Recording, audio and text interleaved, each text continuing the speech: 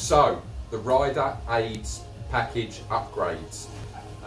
This is something which we have developed that is available for the 2015 through to 2019 R1. This is in addition to Generation 7. We've already done a video explaining what Generation 7 is, so this is an additional package which can be purchased that gives you additional functionality, shall we say. So we have found that the standard mapping is very intrusive for the traction control. So we have developed mapping which allows us to change the setup. So setting number 1, which is the lowest setting on the standard mapping, becomes setting number 5. We change setting number 4 to be 10% less traction control, setting 3 to be 20% less, setting 2 to be 30% less, setting 1 to be 40% less traction control. And you need to be pretty brave to use that because it's quite lively, shall we say.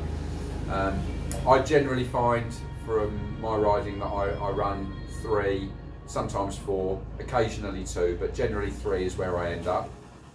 But this gives you much more controllability.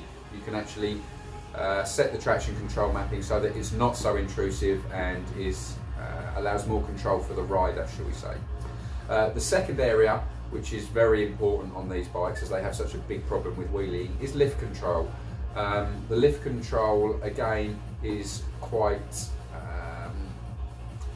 I would say agricultural, but that's not really the right terminology. It's quite aggressive in the standard mapping. You find that when the front wheel comes up, it cuts all of the power and then the front comes back down, and you can end up pogoing up the straight. We've changed the way that it cuts on the cylinders and how it works and ended up with a much smoother setup.